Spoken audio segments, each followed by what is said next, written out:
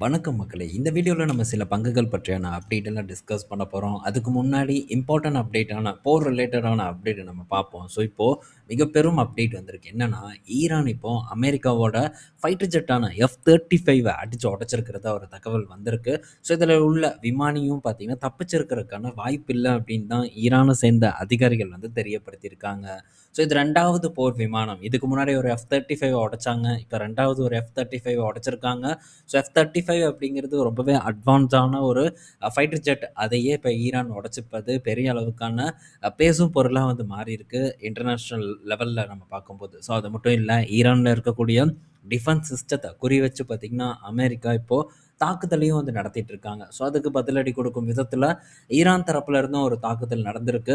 So போர் பார்த்தீங்கன்னா, இன்னும் ரொம்பவே மோசமான நிலைமைய நோக்கி தான் வந்து நகர்ந்து போயிட்டுருக்கு. இருந்தாலும் இன்னும் 2 நாள் இருக்கு. ஸோ இன்னும் 2 நாள்ல என்ன வேணா வந்து நடக்கலாம். அதுவும் ட்ரம்ப் இருக்கும்போது என்ன வேணா வந்து நடக்கலாம். ஸோ இன்னும் கொஞ்ச நேரத்தில கூட ஏதாச்சும் ஒரு மாற்றம் வரலாம். அதனால நம்ம வெயிட் பண்ணி நம்ம பார்ப்போம். ஸோ லாஸ்ட் நாள்ல என்ன ஒரு பஞ்சாயத்து ஏற்படுதோ, அதாவது சண்டே என்ன ஒரு பஞ்சாயத்து இருக்கோ, இல்ல ஒரு நல்ல விஷயம் நடக்குதா, அத பேஸ் பண்ணி தான் மண்டே நம்ம மார்க்கெட் ஓப்பன் ஆகும் அப்படின்னு நம்ம நினைக்கலாம்.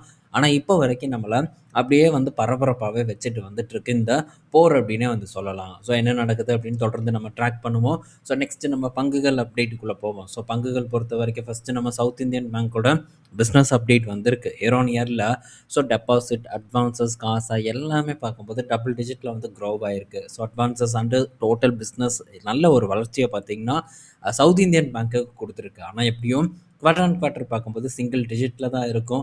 இந்த பங்கு ரீசென்ட்டா இந்த பங்கு மட்டும் இல்ல, மோஸ்ட்டா எல்லா பங்குமே பார்த்தீங்கன்னா, நல்ல ஒரு கரெக்ஷன தான் வந்து போஸ்ட் பண்ணியிருக்கு.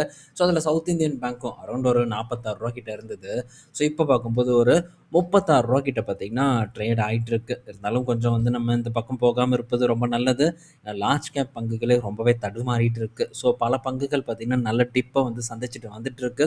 சில பங்குகள் இன்னும் பாதிக்கப்படாம இருக்கு. ஆனா, என்னைக்கு பாதிக்கப்படும், என்ன ஏது அப்படின்ட்டுலாம் நமக்கு தெரியாது. ஆனா, இந்த டைம்ல நமக்கு இந்த மாரி சின்ன பங்குகள விட ரொம்ப நல்ல குவாலிட்டியான பங்குகள் அட்ராக்டிவான பிரீமியம்ல வந்து கிடைக்குது. ஸோ எப்பவும் சொல்ற மாரி தான் லார்ஜ் கேப் பிரைவேட் பங்குகள் நமக்கு பெஸ்ட்டான ஒரு பிரீமியம்ல கிடைக்கும்போது, அதத்தான் நம்ம வந்து ஃபோக்கஸ் பண்ணணும். இந்த அளவுக்கெல்லாம் ரிட்டர்ன் கிடைக்காது. ஸோ சின்ன பேங்க்ஸ் அளவுக்கான ரிட்டர்ன் கிடைக்காது. ஆனா, ஒரு சேஃப்டி நமக்கு ஏற்படும். ஓவர் த பீரியட் லாங் டெர்ம்ல சேஃப்டியோட சேர்த்து ஒரு நல்ல ரிட்டர்னும் பார்த்தீங்கன்னா, நமக்கு ஏற்படுத்தி வந்து குடுக்கும். இந்த வேலையில குட்டி பேங்க் பக்கம் போகாம, பெரிய பேங்க் பக்கம் போவது நமக்கு பெஸ்ட்டான ஒரு ரிட்டர்னையும் குடுக்கும். ஒரு சேஃப்டியும் குடுக்குங்கிறது என்னுடைய ஒரு எதிர்பார்ப்பு. அடுத்தது பேட்டா பற்றியான ஒரு அப்டேட் வந்திருக்கு. ஸோ இந்த செருப்பு கம்பெனி நம்ம நாடு மட்டும் இல்லைங்க. நம்ம நாட்டில இருக்கக்கூடிய கம்பெனி, குளோபல் கம்பெனிஸ் எல்லாமே ரொம்பவே வந்து கஷ்டத்தில இருக்கு. பூமா சைனாக்கு வந்து வித்துட்டாங்க. ஸோ சைனாக்காரனுக்கு வித்துட்டு வெளிய ஓடிட்டான். ஸோ நைக் பார்க்கும்போதும் ரொம்ப புவரான பெர்ஃபார்மன்ஸ குடுத்துட்டுருக்கு. இன்னும் ரெக்கவர் ஆக போராடிட்டு இருக்கு பேட்டா. ஸோ இங்க நம்ம நாட்டில பொறுத்தவரைக்கும் ரொம்ப புவரான பெர்ஃபார்மன்ஸ் ரிலாக்ஸோ, கேம்பஸ் போன்ற நிறுவனங்களும் நம்ம நாட்டில ரொம்பவே ஸ்ட்ரகிள் ஆயிட்டு வந்துட்டுருக்கு. இந்த செருப்பு கம்பெனிக்கு என்னாச்சுன்னு தெரியல. உலகம் முழுவதும் பார்த்தீங்கன்னா, எல்லா செருப்பு கம்பெனியும் ஓடா தேஞ்சு கிடக்குது. ஸோ, இப்ப என்ன ஒரு அப்டேட் வந்திருக்குன்னா, இன்னும் ஒரு 5 வருஷத்துல இந்த பேட்டா நிறுவனம் பார்த்தீங்கன்னா, நாங்க டபுள் அதாவது ரெவென்யூவ இரட்டிப்பாக்குவோம் அப்டின்ட்டு தகவல வந்து குடுத்துருக்காங்க. ஸோ, ஆக்குவாங்களா அப்டிங்கிறத நம்ம பொறுத்திருந்து பார்ப்போம். எப்படி பார்த்தாலும் ஆல்மோஸ்ட் இந்த பங்கு கிட்டத்தட்ட ஒரு 70% வரைக்கான ஒரு சரிவ உச்சத்துல இருந்து வந்து டெலிவர் பண்ணியிருக்கு. இது மட்டும் இல்லைங்க. ஸோ, மற்ற பங்குகள் அதாவது ரிலாக்ஸோலாம் பார்க்கும்போது பீக்லேருந்து ஒரு 80% வரைக்கான ஒரு சரிவ குடுத்துருக்கு. ஸோ கேம்பஸும் வந்து எப்படியும் சரிவு தான் வந்து குடுத்துருக்கு. அத நான் செக் பண்ணல. ஸோ ரிலாக்ஸோ அண்ட் பேட்டா மட்டும் நம்ம பார்த்தோம். ஆ பார்ப்போம். இங்கேருந்து வந்து ஒரு பெர்ஃபார்மன்ஸ் இந்த பேட்டா நிறுவனம் தருதான்ட்டு. ஆனா நம்ம இன்னும் கொஞ்சம் இத பற்றியெல்லாம் ஸ்டடி பண்ணணும். ஸோ இவன் உண்மையாவே வந்து ஒரு குரோத்த குடுப்பானா? எந்த மாரியான ஒரு வளர்ச்சிய வந்து நமக்கு வரக்கூடிய ஆண்டுகள்ல குடுப்பாங்க? ஏன்னா இவங்க இன்னும் பார்க்கும்போது அதாவது புதிய தலைமுறை சேர்ந்தவர்கள வந்து இன்னும் சென்றடையாம இருக்கு. பேட்டா அப்டின்னாலே ஓல்டு அப்டிங்கிற மாரி தான். பெருசுங்க போடுறது அப்டிங்கிற ஒரு மைண்ட் செட் இருக்கு. அத நிறுவனம் ஃபர்ஸ்ட்டு மாத்தணும். அதுக்கு என்னென்ன எஃபோர்ட் போடுறாங்க அப்டிங்கிறத நம்ம தொடர்ந்து வந்து ட்ராக் பண்ணணும். ஸோ நான் இத பார்க்குறேன். ஸோ செக் பண்ணிட்டு இதில ஏதாச்சும் ஒரு இன்ட்ரஸ்டிங்கான விஷயம் தெரிஞ்சதுன்னா, அத வந்து ஆர்டிக்கல்ல வந்து ஷேர் பண்றதுக்கு நான் ட்ரை பண்றேன். ஸோ செக் பண்ணி பார்த்துட்டு அப்டேட்ட விரைவில் உங்க கூட நான் ஷேர் பண்றதுக்கு ட்ரை பண்றேன். இன்ட்ரஸ்டிங்கா இருந்ததுன்னா. ஸோ நெக்ஸ்ட்டு சோபா கிட்ட இருந்த அப்டேட்டு. ஸோ இந்த சோபா ரியல் எஸ்டேட் கம்பெனி பார்த்தீங்கன்னா, 2000 கோடிக்கு வந்து பிசினஸ் பண்ணியிருக்காங்க இந்த Q4ல. ஸோ 11% பார்த்தீங்கன்னா, இயர் ஆன் இயர் கூட கம்பேர் பண்ணும்போது பிஸ்னஸ் வந்து உயர்ந்திருக்கு. அதாவது விற்பனை வந்து அதிகமாயிருக்கு.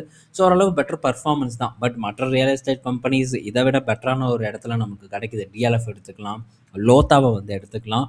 ஸோ இவங்கலாம் அருமையான ஒரு இடத்துல வந்து இருக்காங்க. ஆனாலும் மார்க்கெட் நமக்கு பயத்த வந்து காட்டிட்டு இருக்கு. ஆனா நம்ம ஊர் ரியல் எஸ்டேட் கம்பெனிஸும் நல்ல பெனிஃபிட் அடையும் அப்படின்னு தான் நான் எக்ஸ்பெக்ட் பண்றேன். மிடில் ஈஸ்ட்ல இருக்கக்கூடிய யுஎஸ் கம்பெனிஸ் வந்து அடுத்தது ஒரு நல்ல இடமா இந்தியாவை வந்து கருதுவாங்க அப்படின்னு நான் எக்ஸ்பெக்ட் பண்றேன். ஸோ இந்தியாவை நோக்கி படையெடுக்கிறதுக்கான வாய்ப்பு அதிகமா இருக்குன்னு நான் நினைக்கிறேன். ஸோ வெயிட் பண்ணுவோம் இந்த ரியல் எஸ்டேட் கம்பெனிஸை பொறுத்த வரைக்கும். ஸோ வெயிட் பண்ணி ஒரு நல்ல இடத்துக்கு வந்ததுன்னா ஒன்று ரியல் எஸ்டேட் இண்டிவிஜுவல் ஸ்டாக்ஸாக பார்ப்போம். அப்படி இல்லைன்னா ETF பக்கம் போகிறத பற்றி திங்க் பண்ணுவோம். இது ஆல்ரெடி வந்து சொல்லியிருக்கேன். தொடர்ந்து ட்ராக் பண்ணிட்டும் வந்துட்டுருக்கேன். ஸோ இந்த பிரச்சனையில் நமக்கு இன்னும் பெட்டரான ஒரு இடத்துல கிடச்சிதுன்னா லக்கு தானே. ஸோ வெயிட் பண்ணி பார்ப்போம். ஏன்னா இந்த பங்குகள் இன்னுமே கொஞ்சம் கூட வேல்யூவேஷன் அதிகமாக தான் இருக்குது. ஸோ கரெக்ட் ஆகும் அப்படிங்கிற ஒரு நம்பிக்கையும் எனக்கு இருக்குது. அடுத்தது ஸோ டாடா மோட்டார்ஸ் கிட்டேருந்து ஒரு அப்டேட். ஸோ டாடா மோட்டார்ஸ் பார்த்தீங்கன்னா இருக்கக்கூடிய எல்லா மாடல்ஸ்லேயுமே ஈவியை வந்து இறக்கிட்டு வந்துட்டுருக்காங்க.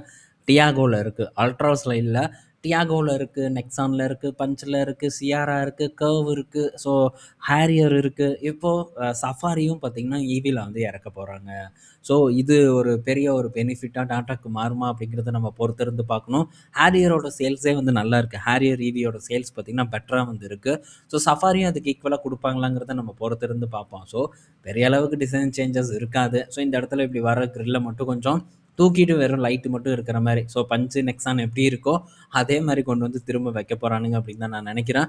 ஆனால் சஃபாரி ஒரு சூப்பரான ஒரு காரு. இப்போ இருக்கக்கூடிய ஜென்ரேஷனும் சரி, இதுக்கு முன்னாடி இருக்கக்கூடிய ஜென்ரேஷனும் சரி, ரொம்பவே ஒரு பிடிச்ச எஸ்யூவி இந்தியன் மார்க்கெட்டை பொறுத்த வரைக்கும் அப்படின்னு நான் சொல்லுவேன். எனக்கு ரொம்ப பிடிக்கும்.